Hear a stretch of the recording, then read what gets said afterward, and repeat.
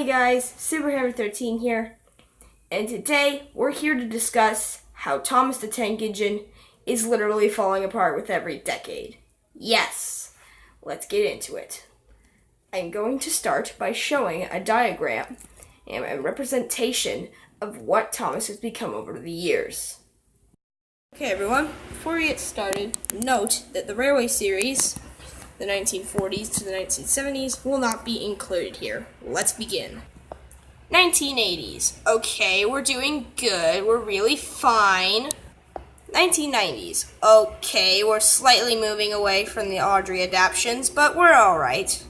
Early 2000s. Okay, things might be starting to go off the track, but we're alright.